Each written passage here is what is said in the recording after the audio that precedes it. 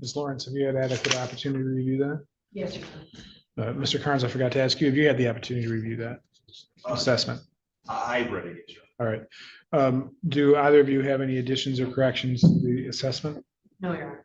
The only part that my client or I had any thoughts on, I believe you already addressed about the 2 shots versus the nothing else wrong. All right. And I have made note of that. Any allocution, Mr. Hartel? Yes, Your Honor. I would ask the court to factor in that, to my knowledge, my client hasn't had any bond violation allegations. I believe he's done well on that. No, he recently started a new job at CCI, if I recall correctly.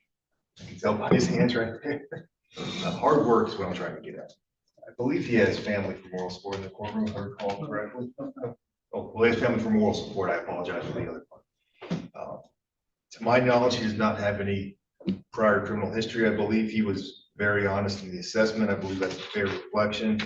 I know very often we see at a minimum probation in these type of situations. Fortunately, the stuff that happened in the situation, yes, it was illegal. Yes, it could have been worse. Yes, we're very lucky it wasn't. But thankfully it wasn't, is what I'm trying to say. And I do believe this isn't a common character trait for him. I don't believe he's the type of individual we necessarily need to supervise. I believe the fact that he's going to have this on his record, the fact that although it abstracts better to Secretary of State, and we're grateful for that, it still does abstract to Secretary of State. He is going to be feeling this for quite some time. I don't believe that he necessarily needs the type of benefits that come from probation to be an upstanding citizen. And I believe those resources could be used better elsewhere. I also don't believe that incarceration is necessary.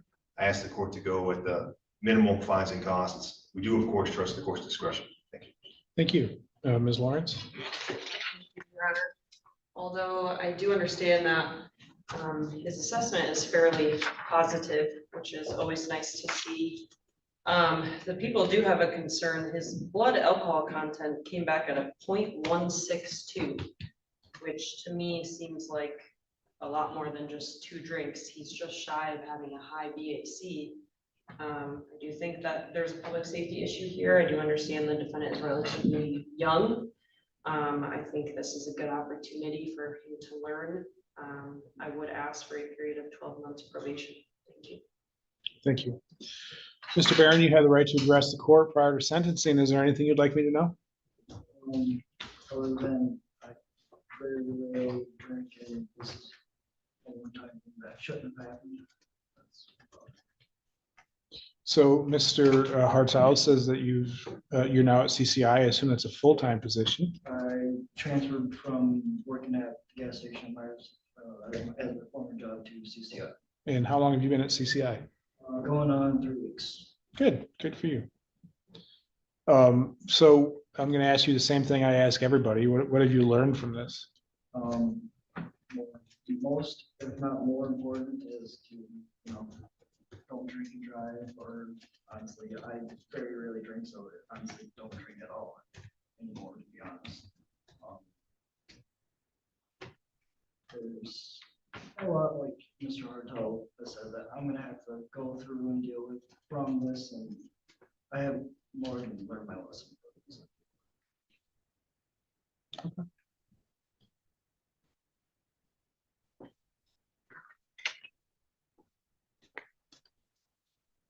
Well, based on the assessment, it indicates that you don't meet the criteria for a substance use disorder, so that's a good thing. Ms. Lawrence, what brought him to the attention of law enforcement? I believe initially it was for no insurance. They ran the license plate, and then as they were pulling over the defendant, he had ran over the curb. Mr. Hartel?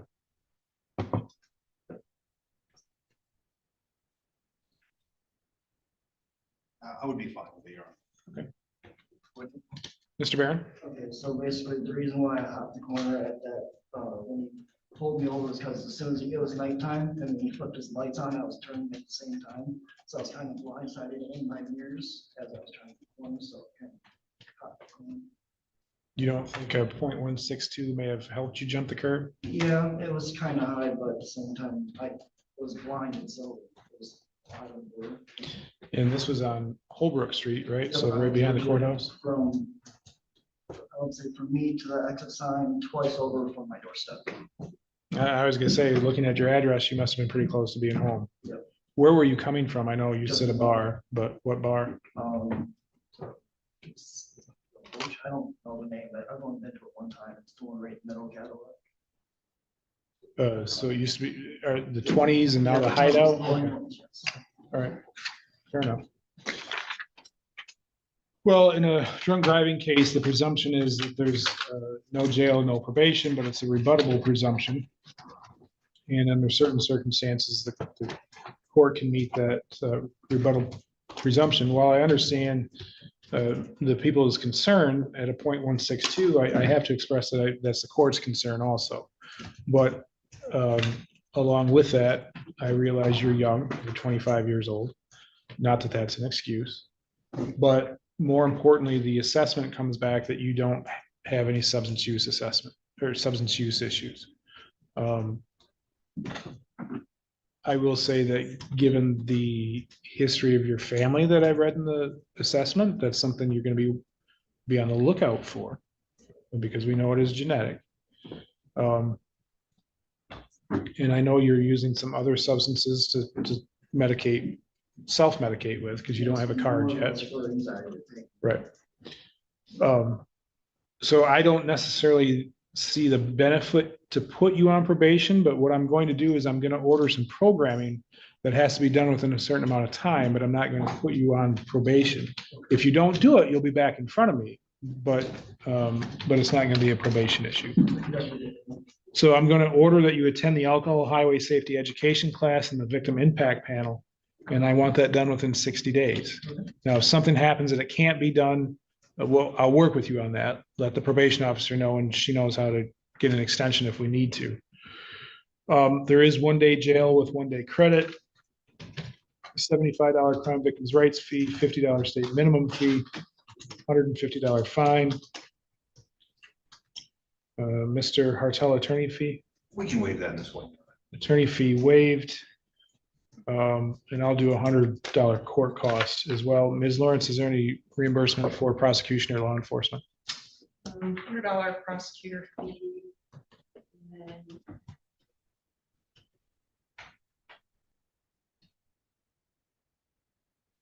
And then $200 for the Michigan State Police.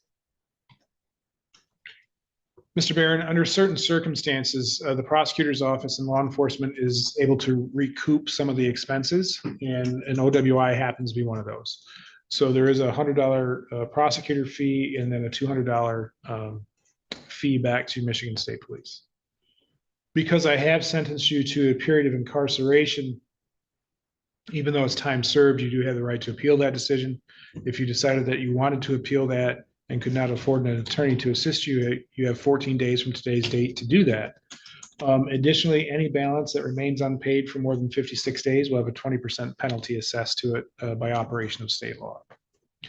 I'll need you to go out to the front window where you checked in, get a copy of your judgment, make a payment if you're able to, and then go downstairs to the probation office, and they'll give you some information on how to get signed up for that class. Okay?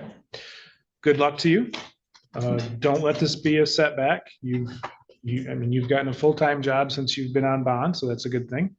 And just be on the lookout for some issues, all right? Am I continuing my custody? No, that's done. That's done. So I need to wake up at 5:30 in the morning. not for that. All right. Thank you. Good luck to you.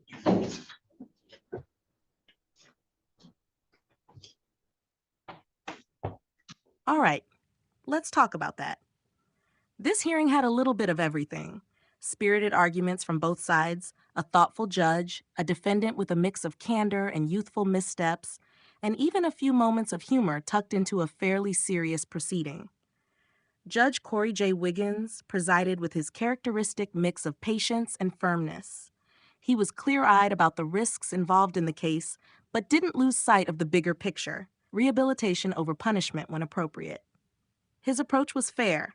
He pressed on the concerning facts, like the defendant's high BASE, but also balanced that with the clean assessment results and the defendant's positive steps in employment and family support. That's a classic example of judicial discretion being exercised carefully rather than mechanically. The defendant, Mr. Barron, came across as relatively sincere. He owned up to what happened, describing it as a one time that shouldn't have happened, and emphasized that he rarely drinks. He admitted the lesson learned in pretty straightforward terms, essentially, not to drink at all anymore. His body language and tone suggested humility, though there was a touch of youthful casualness when explaining how he hopped the corner during the stop. It wasn't evasive so much as a reminder that he's still pretty green in how to present himself in a courtroom. Still, his remarks about working full-time at CCI and focusing on moving forward carried some weight and likely reassured the court. On the attorney's side, both did their jobs competently, but in different styles. Defense counsel Mr. Hartel leaned heavily into mitigation, no bond violations, a supportive family presence, a full-time job, and no prior history. His pitch was clear. This was an isolated mistake, not a pattern. He even highlighted the abstract consequences that would follow Mr. Barron for years, making the case that further supervision wasn't necessary. Prosecutor Ms. Lawrence, on the other hand, zeroed in on the BAC of .162 and the public safety implications. Her point was simple. That's more than just 2 drinks, and it was concerning enough to warrant probation. Both arguments were reasonable, though the defense arguably had the stronger position given the clean assessment and the presumption against probation in these cases. The overall atmosphere in court was calm and professional, sprinkled with just a touch of humor.